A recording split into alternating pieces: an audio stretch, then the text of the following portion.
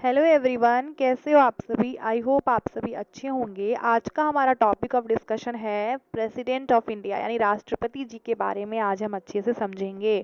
दोस्तों यहाँ पे हम जितने भी इम्पोर्टेंट आर्टिकल्स होंगे related to the president of India, उनके फंक्शंस, उनके डिस्क्रिशनरी पावर्स, उन सभी को समझेंगे जो कि यूपीएससी प्रीलिम्स के पॉइंट से काफ़ी ज़्यादा हमारे लिए इम्पोर्टेंट है।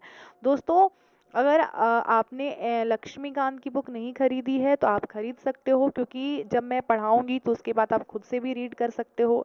या अगर आपके पास पॉलिटी के प्रॉपर कंप्लीट नोट्स होंगे तो मेरे पढ़ाने के बाद उसे आप पढ़ सकते हो, ताकि आपका अच्छी तरीके से रिवाइज हो जाए, चीज़ें अच्छे तरीके से क्लियर हो जाए, because self study is very important. दोस्तों चलिए स्टार्ट करते हैं आज का हमारा lecture.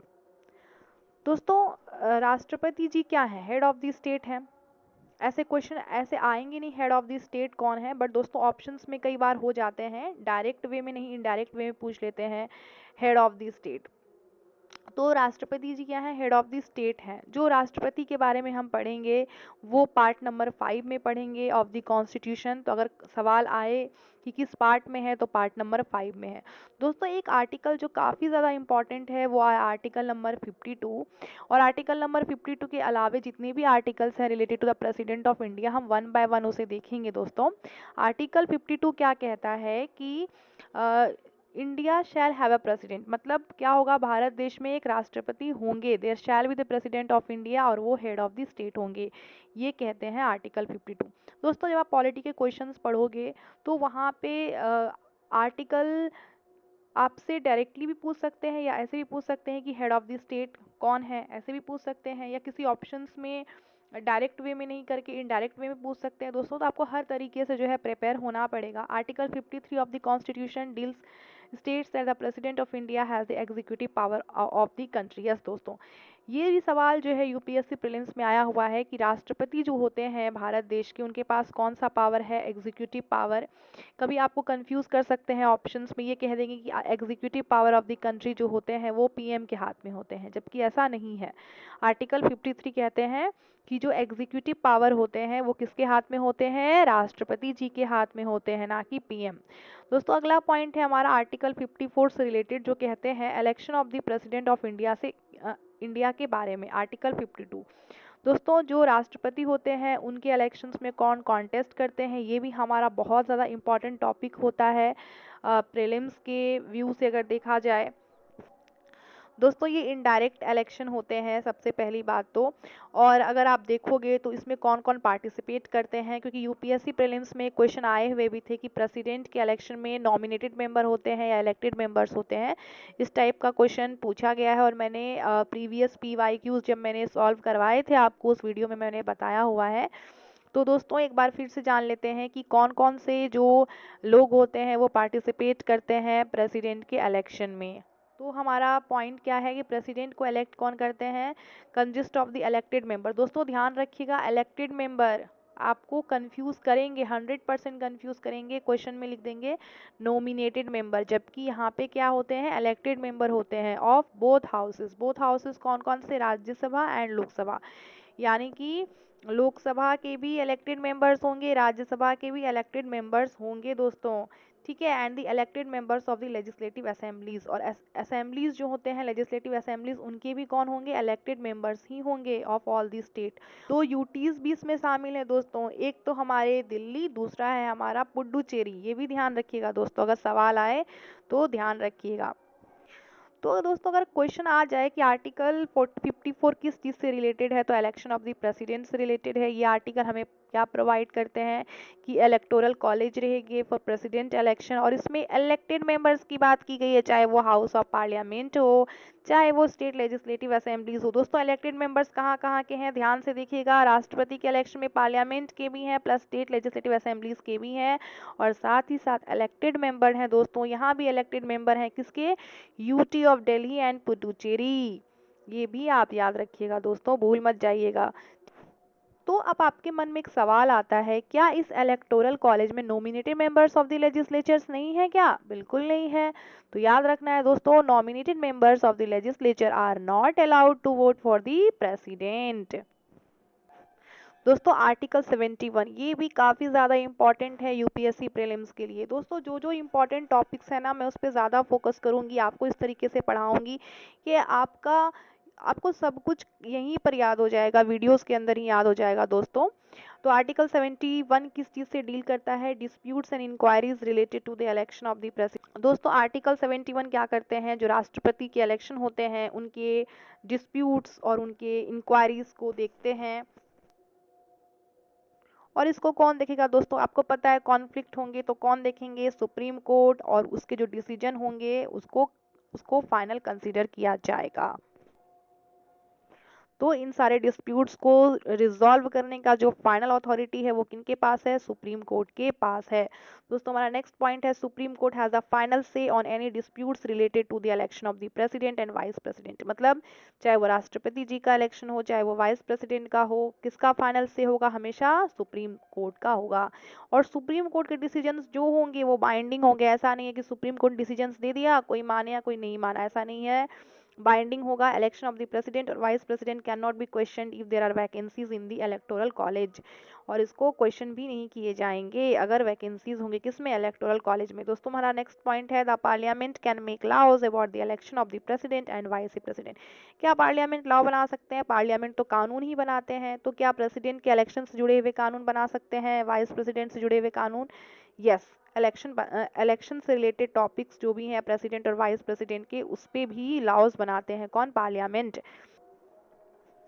Actions taken by the president और vice president before their election are valid. यानी कि जो भी एक्शंस लिए जाते हैं राष्ट्रपति जी के द्वारा या वाइस प्रेसिडेंट के द्वारा उनके इलेक्शन से पहले, वो भी वैलिड होंगे। अगर मान लीजिए इलेक्शन जो है वो वाइड डिक्लेयर हो गया है ना, अगर उनको डिक्लेयर कर दिया गया वाइड, तो भी कोई फर्क नहीं पड़ता है, उनके जो एक्शंस हैं वो वैलिड होंगे। दोस्तों एक यूपीएससी प्रीलिम्स में क्वेश्चन पूछा गया था, वैलिड होंगे या इनवैलिड होंगे? तो क्या होंगे? वैलिड होंगे। तो आइए दोस्तों एक बार शॉर्ट में फिर से समझ लेते हैं कि किस तरह के क्वेश्चंस हमारे यूपीएससी प्रीलिम्स में आ सकते हैं। आर्टिकल 71 किस चीज़ से डील करते हैं, किस तरह के मैटर्स से? तो आपको याद हो जाना चाहिए कि related to the election of the president. साथ ही साथ दोस्तों जो इलेक्शन ऑफ द प्रेसिडेंट है उसे एडजुडिकेट किया जा सकता है किसके द्वारा? कौन करता है? Supreme court. और इसके डिसीजन जो होते हैं हमेशा फाइनल माने जाते हैं, बाइंडिंग माने जाते हैं। और दोस्तों अगर क्वेश्चन पूछा गया कि अगर राष्ट्रपति के इलेक्शन जो है वाइड हैं, तो क्या उनके द्वारा किए गए कार्य, उनके द्वारा किए गए एक्शंस जो है जब वो ऑफिस में थे, एज अ प्रेसिडेंट थे, क्या वो भी इनवैलिड हो जाएंगे? तो ऐसा है कि वो इनवैलिड नहीं होंगे, will not be considered invalid, है ना। और दोस्तों लॉ कौन बना सकता है regarding the election of A president? तो लॉ कौन बना सकते हैं? पार्लियामेंट बना सकते हैं। दोस्तों प्रेसिडेंट का जो इलेक्शन होता है उस सिस्टम ऑफ इलेक्शन को हम बोलते हैं प्रोपोर्शनल वोटिंग। दोस्तों इसको और अभी हम डिटेल्स में आगे देखेंगे इसी वीडियो में। नेक्स्ट पॉइंट है हमारा, number of votes is provided in proportion to the population of the state in case of state legislature. इसका क्या मतलब है कि किसी भी स्टेट लेजिस्लेचर में जो नंबर ऑफ वोट्स कैलकुलेट किए जाते हैं वो उसके पॉपुलेशन के प्रोपोर्शन में किए जाते हैं। जैसे दोस्तों आपको अभी ये समझ में नहीं आ रहा होगा कि ये क्या मतलब है, तो आइए नीचे वाले पॉइंट्स को जब हम पढ़ेंगे तो ये हमें अच्छे से क्लियर होगा। What is the value of each vote, मतलब ईच वोट के वैल्यू को कैसे हम लोग कैलकुलेट करते हैं वो समझते हैं। दोस्तों जो राष्ट्रपति जी का इलेक्शन होता है उसमें एमपी के वोट की भी वैल्यू देखी जाती है, और जो एमएलए होते हैं उनकी भी वोट की वैल्यू देखी जाती है। तो कैसे हम एक एमपी या एमएलए के वोट को कैलकुलेट करते हैं वो आइए जानते हैं। यहाँ लिखा हुआ भी है कि a vote cast by each MP, यानी कि एक एमपी या एक एमएलए के द्वारा जो वोट कास्ट किया जाता है वो एक वोट की तरह कैलकुलेट नहीं होते हैं। तो कैसे कैलकुलेट होते हैं देखते हैं। The fixed value of each vote by an MP of the Rajya Sabha and the Lok Sabha is 700। दोस्तों जो फिक्स्ड वैल्यू है of each vote by an MP of the Rajya Sabha and the Lok Sabha वो कितना है? 700 है। कैसे निकाला गया है दोस्तों? नीचे जो फॉर्मूला है वहाँ पे देखिए, value of one MPs vote, मतलब एक एमपी के वोट का वैल्यू कैसे निकाला गया है? Total value of all votes of MLA, यानी जितने भी एमएलए हैं उसके सभी वोट्स को लिया गया है, divided by total number of elected MPs. दोस्तों जब हम जितने भी एमएलएज हैं पूरे देश के अंदर में उनका जब हम वोट को कैलकुलेट करेंगे तो वो कितना आएगा 543231 और उसको डिवाइड कर दिए हम लोग जितने भी एमपीज हैं। तो राज्यसभा से 233 एमपीज हैं और दोस्तों लोकसभा से 543 एमपीज हैं। तो सबको हम ऐड कर देंगे तो कितना हो जाएगा, दोनों को ऐड कर देंगे तो दोस्तों 776 होगा। अब डिवाइड करिए 543231 को जब हम लोग 776 से डिवाइड करेंगे तो इसका उत्तर क्या होगा 700। यानी कि जो एक एमपी के वोट की वैल्यू है वो क्या है, फिक्स है। कितनी होती है, 700 होती है। लेकिन दोस्तों क्या vote value of each MLA भी क्या है, फिक्स है? क्या ये फिक्स है दोस्तों? नहीं, ये स्टेट टू स्टेट क्या करती है, डिफर करती है। कैसे? Based on A calculation that factors in its population, कि वहाँ पे पॉपुलेशन डिफर करती है। दोस्तों कोई राज्य पॉपुलेशन में छोटा है, कोई बड़ा है, तो उसके पॉपुलेशन वेरिएशन के कारण फिर वहाँ पे एमएलए की जो वोट की वैल्यू होती है वो भी चेंज हो जाती है। तो इसका फॉर्मूला क्या है कि हम कैसे निकालते हैं ईच एमएलए वोट वैल्यू। देखिए दोस्तों कैसे निकालते हैं, ईच एमएलए वोट वैल्यू बराबर पॉपुलेशन ऑफ द स्टेट, यानी कि उस स्टेट के जो भी पॉपुलेशन है उसको हम डिवाइड कर देंगे किससे, by total number of MLA से। फॉर एग्जांपल दोस्तों जैसे कि अगर हम बात करेंगे बिहार के अंदर में, तो बिहार के अंदर में कितने जनसंख्या है, जनसंख्या कितने हैं दोस्तों, तो 42126 इतने हमारे जनसंख्या है पूरे बिहार के अंदर में। बाय क्या करना है दोस्तों हमें, नंबर ऑफ एमएलए, कितने मेंबर ऑफ लेजिस्लेटिव असेंबली है बिहार में, 243, और इसे फिर 1000 से हमें भाग दे देना है ना। और जब पूरा इसे भाग दे देंगे दोस्तों, यहाँ पे जो है एक चीज़ छूट गया है, यहाँ पे फॉर्मूले में इन 2000 नीचे में होगा। तो अगर हम ये करेंगे तो इसकी वैल्यू कितनी आ जाएगी, इक्वल टू अगर हम करेंगे तो इसकी वैल्यू आ जाएगी 173। कितनी आ जाएगी दोस्तों, 173 आ जाएगी। अब अब दोस्तों एक एमएलए की वोट की वैल्यू कितनी आ गई, एक एमएलए की वोट की वैल्यू आ गई 173। और टोटल कितने एमएलएज हैं, अगर हम बिहार में देखेंगे तो कितने हैं member of legislative assembly in Bihar, 243, और इसे जब हम गुना कर लेंगे टोटल वैल्यू कितना आ जाएगा 42039। तो इस तरीके से होता है दोस्तों। ऐसे ही अगर हम निकालेंगे तो यूपी के भी एमएलए का वोट हो जाएगा। कैसे निकाला गया होगा दोस्तों, निकाला कैसे गया होगा, population of UP, population of UP, और उसको फिर क्या किया गया हो, डिवाइड कर दिया गया है कैसे करके, number of assembly seats in UP, और उसको नीचे गुना कर दिए गए हैं किससे, 1000 से। बस यही फॉर्मूला है दोस्तों। अगर हम निकालेंगे तो यूपी में अगर हम कैलकुलेट करेंगे तो उसका वैल्यू कितना आ जाएगा दोस्तों, आप देख लीजिएगा करके, उसका आ जाएगा वैल्यू 208।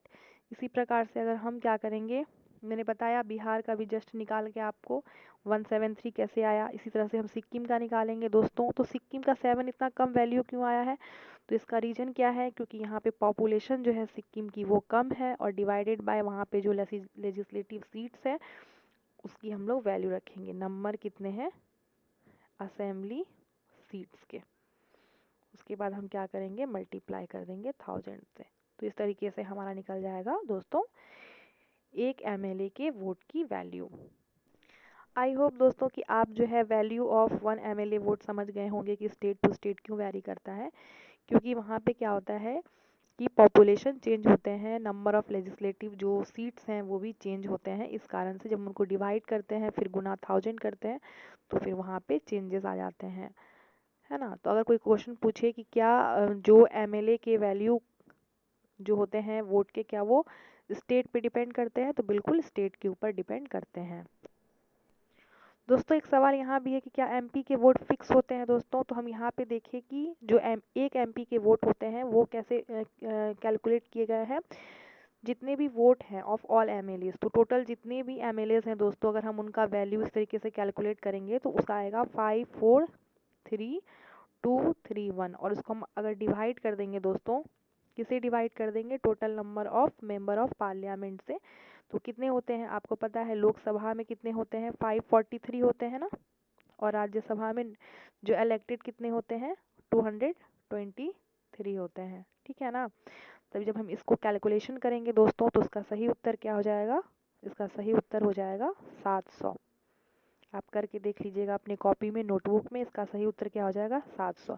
इसीलिए हम कहते हैं कि 1 एमपी के वोट का वैल्यू जो होता है, 1 एमपी के वोट की वैल्यू वो हमेशा फिक्स होती है। कितनी होती है, 700 होती है दोस्तों, ठीक है। इसको भी याद रख लीजिएगा, इसलिए यहाँ पे कैलकुलेट करके बताया गया है 700। और इसीलिए यहाँ पे लिख भी दिया गया है the vote value of each MLA differ करते हैं स्टेट टू स्टेट, लेकिन एमएलए के यहाँ पे करते हैं, एमपी के नहीं करते हैं, ठीक है ना। अब आपको समझ में आ जाएगा क्या लिखा हुआ है, the fixed value of each vote, यानी कि एमपी के द्वारा जो वोट होते हैं वो फिक्स होते हैं। राज्यसभा और लोकसभा दोनों मिलाकर के कितने होते हैं, 700 होते हैं, ठीक है ना। तो इस तरीके से हमने इसको कैलकुलेट भी कर लिया है, ठीक है दोस्तों। हमारा नेक्स्ट पॉइंट क्या है कि due to a constitutional amendment passed in 2002, यहाँ पे जो पॉपुलेशन हम ले रहे हैं दोस्तों वो करंट का नहीं ले रहे हैं, हम 1971 सेंसस का ही ले रहे हैं कैलकुलेशन के लिए, ये भी ध्यान रखना है दोस्तों। अब यहाँ पे जो 84th अमेंडमेंट है उसे भी ध्यान रखना है दोस्तों। 84th अमेंडमेंट एक्ट 2001 से currently the population of state is taken from the figures और द 1971 सेंसस। और ये चेंज हो जाएगा दोस्तों, ऐसा नहीं है कि यही सेंसस चलेगा, ये चेंज हो जाएगा जब जो है 2026 के बाद हमारा नया सेंसस के अकॉर्डिंग चीज़ें चलेंगी, ठीक है। आज की इस वीडियो में इतना ही दोस्तों, मिलेंगे नेक्स्ट वीडियो में और हम एलेबोरेट करके देखेंगे सिंगल ट्रांसफरेबल वोट क्या होते हैं, किस तरीके से कैलकुलेट किए जाते हैं। आज की इस वीडियो में इतना ही दोस्तों, मिलते हैं नेक्स्ट वीडियो में। और मेरे प्रीवियस वीडियोस को भी ज़रूर देख लीजिएगा, अगर आपको मेरा पढ़ाना समझ में आता है तो एक लाइक ज़रूर करिएगा। तब तक के लिए अपना ध्यान रखिए दोस्तों, धन्यवाद।